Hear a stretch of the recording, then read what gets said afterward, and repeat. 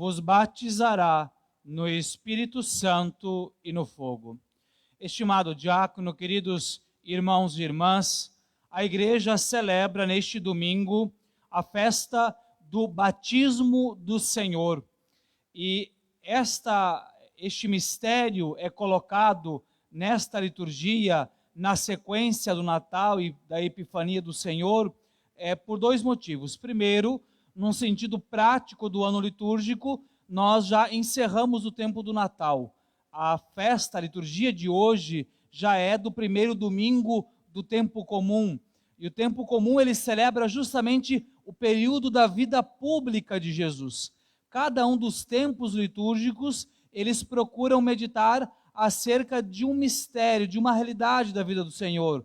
Advento prepara para o nascimento, Natal o nascimento, o tempo comum a vida pública, a quaresma a preparação para a paixão, a Semana Santa a paixão, e o tempo pascal o mistério da ressurreição até a ascensão e a vinda do Espírito Santo. Então, quando a gente olha para o ano litúrgico, cada etapa celebra uma realidade da vida de Jesus.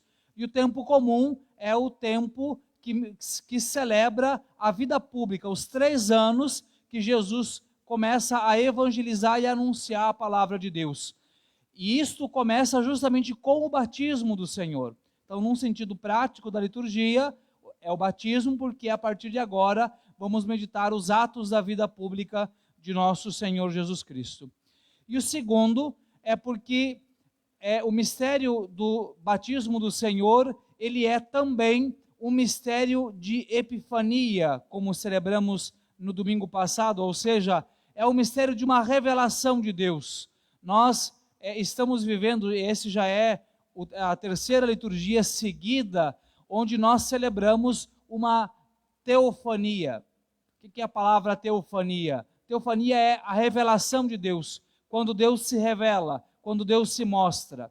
No Natal, uma teofania, porque Deus se fez homem e nasceu entre nós, se tornou visível.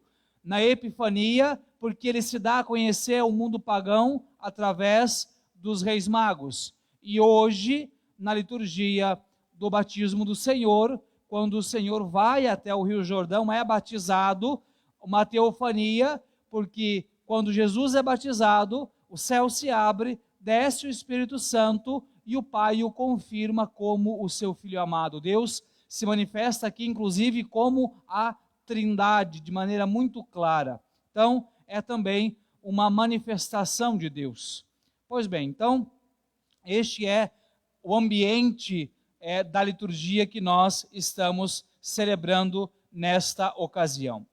Quando nós nos voltamos para o texto do Evangelho desta liturgia, nós vimos na primeira parte esta situação de que o povo que estava ali ouvindo e seguindo João Batista estava achando que talvez João Batista fosse o Messias. O seu modo de pregar, o modo de testemunhar, a autoridade com a qual ele falava, e eles começaram naquele murmúrio: poxa, será que ele é o Messias? Será que ele é o prometido?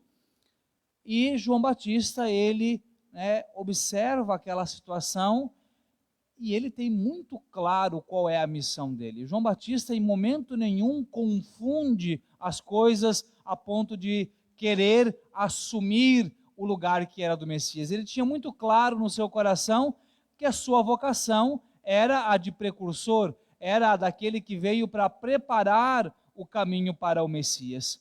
Então, ele começa a esclarecer o povo de que ele não é o Messias. Primeiro, o que ele diz? Por isso João declarou a todos: eu vos batizo com água, mas virá aquele que é mais forte do que eu, e eu não sou digno de desamarrar a correia de suas sandálias. 2 elementos aqui. Primeiro, eu vos batizo com água. Ponto.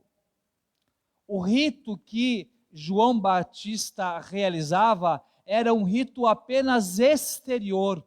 Em que sentido eu quero dizer? Era um rito que não incendia uma graça, uma infusão da graça de Deus na alma daquela pessoa que era batizada por ele.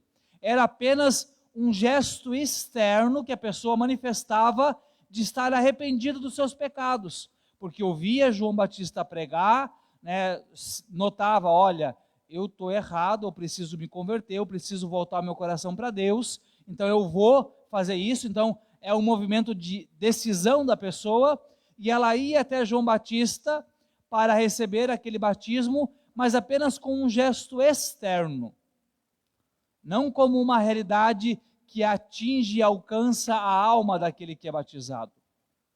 Por isso ele diz, eu vos batizo só com a água, dizendo, olha, isso não faz nada, isso não realiza nada, a não ser, é claro, aquela atitude de vocês mesmos de se converterem e voltarem o coração para Deus.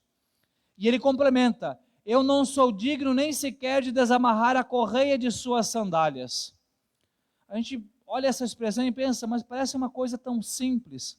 Agora vamos entender o contexto disso. Primeiro, as pessoas, né, especialmente as pessoas que tinham mais condição e que tinham servos, né, ou escravos, se preferirmos este termo, essas pessoas, quando elas chegavam da rua, elas não desamarravam as sandálias, elas se sentavam ali no lugar e vinha então um servo, um escravo, e desamarrava. A gente vai pensar, mas é uma coisa tão simples, a gente tira até com o outro pé a sandália, mas as sandálias daquele tempo eram do outro jeito, né? Tinha uma tira de couro, né, duas na verdade, que subiam se trançando pela perna, subia a panturrilha e vinha até a altura do joelho. Então a sandália era um pouquinho mais difícil, mais complicada de calçar, de colocar, né? Então eles chegavam, se sentavam e vinha um escravo ali, tirava a sandália e geralmente já trazia a bacia com água para lavar os pés. Então esse era o costume. Portanto, este era um serviço de escravo. E o que é que João Batista diz? Eu não sou digno nem sequer de desamarrar a correia de suas sandálias. Ou seja, diante daquele que virá, eu sou menos que um escravo. E qual é a ideia que se tem de um escravo?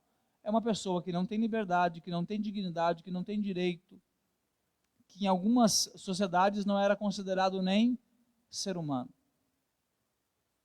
Então, vemos que João Batista reconhece, olha, eu não sou nada. Talvez a gente vai entender a expressão que ele usa numa outra passagem do Evangelho. É preciso que Cristo cresça e eu desapareça. E eu diminua. Então João Batista deixa muito claro essa diferença entre ele e o Senhor que virá. E ele então segue, e aí entra a segunda parte. Ele vos batizará no Espírito Santo e no fogo. Então agora João Batista mostra, olha, eu batizo vocês só com a água, mas ele batizará com o Espírito e com o fogo. O que é que o fogo faz com aquilo que ele toca? Ele queima, ele transforma. Quando a gente quer cozinhar, fazer comida, onde é que a gente coloca a panela com os ingredientes, o arroz, o feijão, a batata, a carne? Em cima do fogo, porque o fogo transforma. Então, quando ele fala dessa expressão, ele vos batizará no Espírito Santo e no fogo, é isso. O batismo dele, este sim, infunde uma graça, uma realidade sobrenatural, que é capaz de vos transformar. Este é realmente um batismo. Então, meus irmãos e irmãs, o que o Senhor nos apresenta neste Evangelho é a teologia do batismo. Quando Jesus, ele entra nas águas do Rio Jordão, ele santifica as águas e as torna um sinal potente do sacramento do batismo. É por isso que na liturgia de um batismo, quando o diácono ou o padre está realizando o batismo, há uma parte do rito que é a bênção da água que será usada para o batismo. E em dado momento, né, o ministro, seja ele o padre ou o diácono, ele reza uma parte da oração que fala sobre isso, com mais ou menos essas palavras, recordando quando Jesus santificou as águas para o batismo. Foi neste momento que Jesus santificou. E é por isso, inclusive, que o ministro, o diácono ou o padre, quando prepara a água, numa parte do rito, a gente mergulha uma parte da mão dentro da pia batismal, onde está a água. Porque é justamente esse gesto. Jesus, ele entrou na água. Porque, gente, vamos entender, Jesus não precisava ser batizado. Ele era Deus. Não precisava ter essa realidade de vinho e Espírito Santo do Pai confirmar. Ele é Deus. Ele está em comunhão com o Espírito Santo e com o Pai. Mas ele entra nas águas para santificá-las. É, na verdade, aqui que Jesus institui o batismo que a igreja virá a realizar.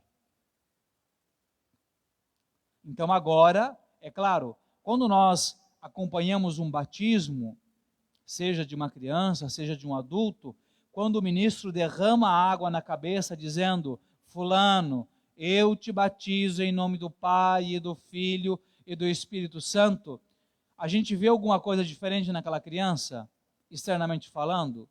Não. O máximo é a cabeça molhada, mas nada mais do que isso, né? Mas internamente há uma mudança. Por isso, João Batista disse: ele vos batizará no Espírito e no fogo. Porque o batismo realizado em Jesus Cristo, ele realiza uma transformação interior. A primeira transformação é qual? É a remissão da mancha do pecado original. Todo aquele que é batizado é redimido da mancha do pecado original. A segunda ação, aquela alma, ela passa a ter um organismo espiritual. O que significa dizer isso? Aquela alma agora é habitada pelo Espírito Santo, definitivamente. Aquela alma é habitada e ela tem condições de se alimentar da graça de Deus e de, por isso, crescer na graça de Deus. Então, são essas as duas realidades que acontecem, e é justamente por essa realidade, da graça de Deus que passa a habitar na alma, que aquele sujeito agora torna-se filho de Deus. É a terceira consequência do batismo, a filiação divina. Porque um homem, um ser humano, enquanto ele não é batizado, ele é apenas uma criatura. Mas a partir do momento em que ele é batizado, ele é feito filho, filha de Deus. E é aí que nós vamos entender estes 3 sinais que acontecem quando Jesus entra nas águas e é batizado. Primeiro, o céu se abre, depois o Espírito Santo vem sobre ele em sinal de pomba, em forma de pomba, e em terceiro, é a voz que o confirma como filho amado. Primeiro, o céu se abre, porque o céu estava fechado. Não de cima para baixo, mas de baixo para cima. Por quê? Porque nós estávamos como escravos do pecado e não tínhamos condição de alcançar o céu. Mas com a vinda de Jesus e inicialmente pelo próprio sacramento do batismo, agora o céu se abre. Então, toda vez que alguém é batizado, o céu é aberto para aquela alma, para aquela pessoa. E é aberto realmente nos 2 sentidos, porque é a graça de Deus que desce e é a possibilidade dessa alma de se alimentar dessa graça e de um dia estar em comunhão com Deus. A segunda, o Espírito Santo que desce. É o Espírito Santo quem realiza na alma essa transformação. Ele é este fogo do qual fala João Batista. Ele é quem transforma aquela alma. É ele quem realiza, é ele quem alimenta este organismo espiritual e santifica. Porque a missão da pessoa do Espírito Santo é santificar as nossas almas. E em terceiro lugar, a voz que vem do alto e confirma Jesus como filho, a filiação divina.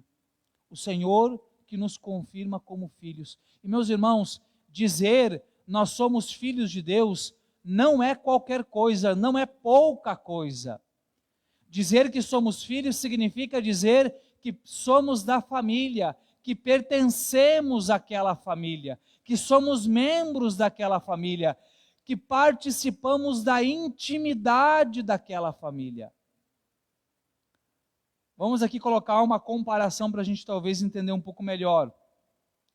Quando uma criança, ela passa por um processo de adoção por uma família. Há todo um processo de conhecimento, de acompanhamento, de convivência, até chegar o dia que o juiz determinará definitivamente que a guarda, a tutela daquela criança pertence a partir daquele momento para aquela família. Então agora ela é oficialmente, a criança é oficialmente filho, filha daquele casal, daquela família. O que isso significa dizer? Que ele é membro, ele pode não ter o mesmo sangue correndo nas veias, mas ele é membro daquela família, ele participa da intimidade daquela família, ele está profundamente unido àquele que é pai, àquela que é mãe, aos irmãos, se já há outros filhos, participa, portanto, da intimidade. É exatamente isso que significa a filiação divina. Nós somos introduzidos na família de Deus, nós somos introduzidos na intimidade da Santíssima Trindade. E assim participamos desta família e desta intimidade. Agora, meus irmãos e irmãs, a questão aqui, num sentido talvez mais prático a nós, por fim, é: como é que nós estamos vivendo o nosso batismo? Porque o batismo, ele não é simplesmente um dispositivo automático. Ah, eu estou batizado, então está tudo bem, e ele vai por conta própria. Não. O batismo, eu sempre gosto de recordar uma fala de Bento XVI, quando ele ainda estava como nosso Papa, antes da renúncia, de se tornar emérito, quando ele inaugurou o Ano da Fé. Na carta apostólica Porta Fidei, ele disse o seguinte: o batismo é a porta de entrada para um caminho que se estenderá pela vida toda. Então, pelo batismo, a graça de Deus entrou na nossa alma, é uma porta de entrada. Nós entramos na igreja e entramos na família de Deus. Mas é um caminho que precisa ser feito a vida toda.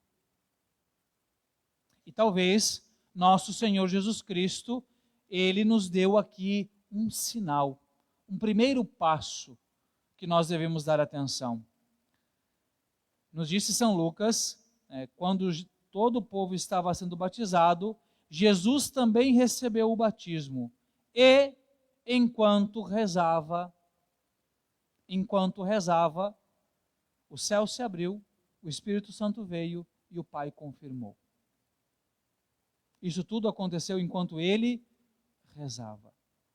Aqui, meus irmãos e irmãs, vamos compreender. Nós, como batizados, temos inúmeros deveres, sim. Mas o primeiro deles é a vida de oração. Vida de oração. Lembra que eu falei que o batismo, ele concede a nós um organismo espiritual? Agora vamos fazer um paralelo aqui. O nosso organismo vivo, o corpo, se a gente não alimenta ele, ele sobrevive? Não, ele morre. Então por que a gente acha que este organismo sobrenatural, ele também irá sobreviver se a gente não alimentar ele? E como alimentar ele, senão que pela vida de oração? É claro, acima de tudo, a missa, a Eucaristia, mas não pode ser somente isso. Nós precisamos aprender a cultivar uma vida de oração. Nesse sentido, eu insisto, quando nós falamos em vida de oração, não é aquela oraçãozinha sem vergonha, obrigado Jesus por mais um dia, e reza um Pai Nosso, uma Ave Maria e acha que está bom. Porque tem gente que acha que se fizer isso quando levantar e quando for dormir, já está rezando demais. Vamos compreender.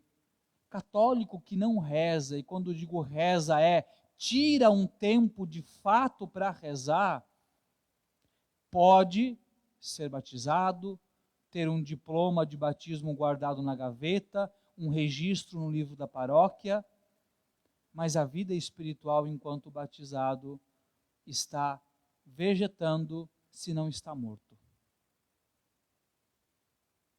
Católico que não reza o terço diariamente, católico que não pega o evangelho diariamente, ao menos o evangelho do dia, e hoje em dia não tem desculpa, é assim de aplicativo de celular que oferece o evangelho, que oferece reflexão escrita, que oferece reflexão em vídeo, em áudio, de tudo que é jeito que a pessoa quiser. Até para rezar o terço dá para rezar acompanhado. Se a desculpa é que não gosta de rezar sozinho. Ah, mas eu não tenho tempo. Será que não tem mesmo? Eu faço uma proposta. Você pega um dia da sua semana comum e começa a anotar o tempo que você gasta com bobeira. Televisão, celular, conversa jogada fora. Vai colocando 20 minutos, 15 minutos, 30 minutos, 1 hora. No final do dia você soma e você vai ver que você tem tempo de sobra, que dá para rezar bastante, que dá para estudar a palavra de Deus, o catecismo da igreja, e ainda sobra um tempo para você se descontrair com algumas coisas. Então, geralmente, quem diz que não tem tempo é porque não quer.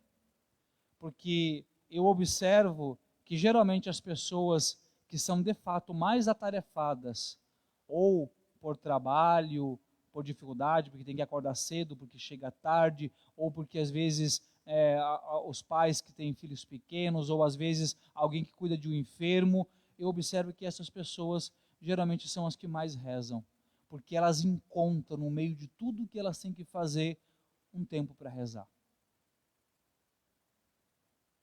E quem dá desculpa é porque geralmente tem muito tempo, mas tem uma coisinha chamada preguiça. Então, meus irmãos e irmãs, vamos aproveitar este início do tempo comum, desta vida pública de Jesus, e vamos começar a nos propor a rezar mais. A gente está aí há uma semana, né, do ano novo, né, passou o ano novo. O pessoal adora fazer propósito. Geralmente é de estudar, de emagrecer, de fazer não sei o que lá, de mudar a alimentação, de mudar algumas posturas. É difícil a gente ver alguém colocar no propósito, eu vou rezar mais. Então vamos, como católicos, como bons batizados, vamos nos propor a dar início a uma boa e verdadeira vida de oração. E nós experimentaremos exatamente isso. Enquanto rezarmos, nós experimentaremos esta graça do céu se abrir sobre nós, do Espírito Santo nos vir e do Pai nos falar.